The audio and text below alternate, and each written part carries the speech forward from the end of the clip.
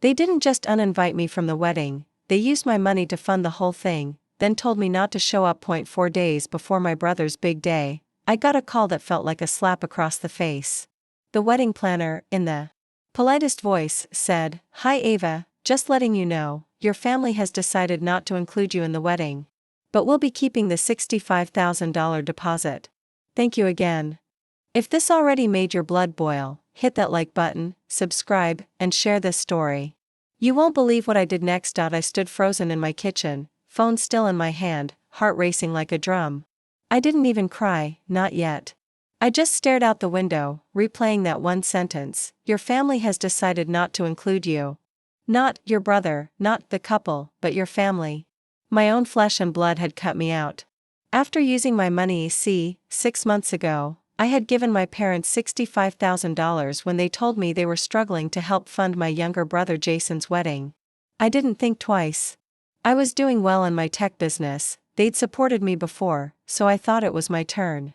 I didn't even ask for it back, but this? This wasn't just betrayal. This was a cold-blooded, calculated rejection. The worst part? I was never even told directly. No call from mom. No text from dad. Nothing from Jason or his fiancée, Rachel. Just a random planner doing their dirty work.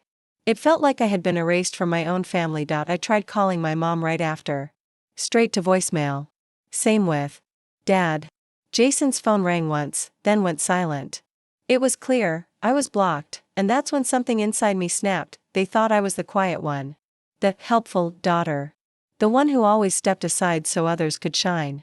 But they forgot one thing: I built a multi-million-dollar company with no one's help. And now? I had receipts. Literally, because the name on that wedding contract was mine, and they didn't know the clause I added at the bottom. The clause I added? It was something I'd slipped in when I wired the money. Deposit is refundable if the named party, Ava Carter, is not invited or requested to be excluded from the event. It was small, subtle, but legally airtight. I'd used it in other contracts before. After all, I wasn't just a generous sister. I was a CEO who'd learned the hard way to protect herself, but clearly, my family thought I was still the same naive girl who'd lend money and stay silent. They were about to find out how wrong they were. I emailed the planner back within the hour, attaching the contract with the clause highlighted in yellow. My message was simple: since I'm no longer invited, please process the full refund within 48 hours. Or we go legal. And then? I waited. By the next morning, my phone exploded. First it was Rachel. I didn't pick up. Then Jason. Then my mom. Now they had time to call. My voicemail was full of guilt-tripping nonsense.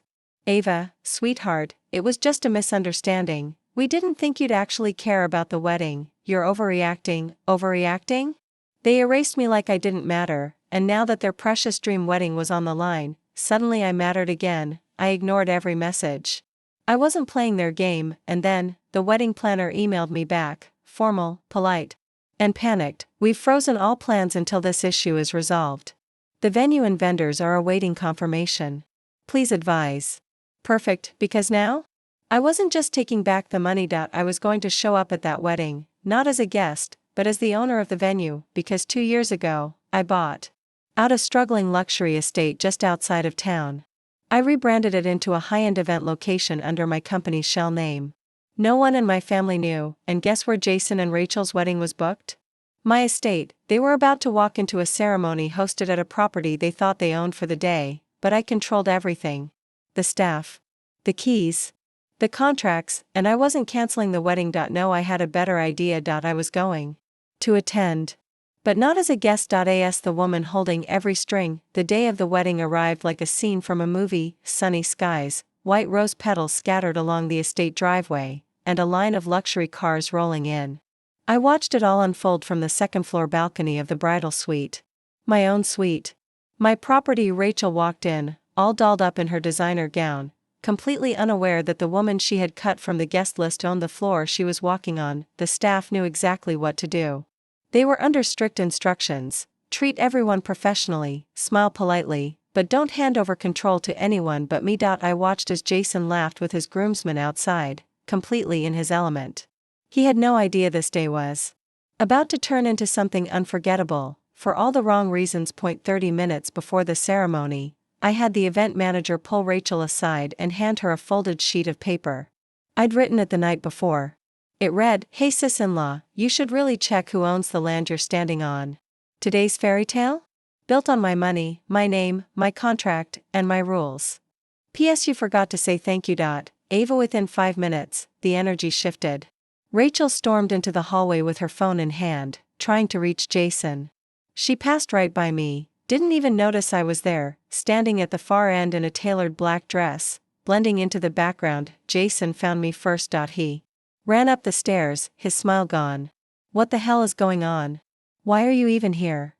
I looked him in the eye for the first time in months. "Oh, I was just visiting one of my properties. Didn't know you were throwing a party here.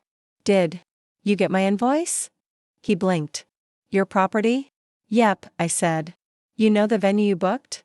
I bought it 2 years ago. Congrats, it's still under your name for the night. But since I was uninvited, I decided to pay myself a visit. And oh, since my deposit wasn't refunded, I've recouped it through today's hosting fees. Hope you don't mind." His face went pale. "This is a joke." "Nope. Just business." Behind him, Rachel's voice cracked. "Jason, is this real? She owns the place?" I smiled. "And runs the catering, audio, lighting? Everything but the vows, really." He stared at me like I'd become someone else. And I had, because the girl who used to beg for a seat at the table, now owned the damn table. But the real twist? I hadn't even played my final card. Just as the wedding guests were being ushered to their seats, I sent one final email, scheduled to drop at exactly 4 p.m., the moment Rachel was supposed to walk down the aisle. It was a contract termination. Notice to the wedding planner, venue coordinator, and every vendor on site. The clause? Immediate void if principal investor is removed or excluded from guest list. Within minutes, the entire operation froze. Caterers paused service. The DJ cut the music. The flower girls, confused and fidgeting, stood still at the start of the aisle. A quiet wave of confusion spread across the perfectly decorated lawn like a slow building storm. Rachel's mother barked at a server, "What's going on? Why isn't the music playing?" The planner stammered, We're being told to halt everything until this is resolved with the property owner." That's when Rachel finally snapped. She marched across the lawn in her ivory heels, veil flying behind her, pointing a shaking finger at me. "You did this to humiliate us? On our wedding day?" I didn't flinch. "No, Rachel. I gave you every chance not to burn the bridge. You chose to walk across it with gasoline heels and a lighter." She screamed, "You're bitter. You want to ruin our happiness." I took a breath and spoke loud enough for everyone to hear. "I gave you $65,000 to help you start your life. You used it to erase me. Today, I'm just making sure you remember whose name funded your fairy tale." Gasps rolled through the crowd like thunder. Jason tried to salvage it. "Ava, please. Don't do this. Just let us get married. We'll fix this later." I looked at him, the same brother who used to beg me to help him with his homework, who cried when he got dumped in high school, who once said I was the only person who truly had his back. "You didn't just uninvite me, Jason. You made me feel like a stranger. Like I was nothing." He lowered his eyes. For the first time, he looked ashamed. Then I turned to the planner and said calmly, "Proceed with the ceremony. Full access restored. My only condition?" The planner nodded, waiting. "I stay front row." Rachel's face turned to stone. "But Jason?" He looked like a man who knew he owed me that, and more. So they got married, and I sat in the front row, not as the forgotten sister, not as the excluded family member, but as the invisible architect of the entire day. And just when they thought the storm was over, I stood up during the reception, took the mic, and revealed the real surprise. I tapped the mic gently, and every head in the room turned. The ballroom fell silent.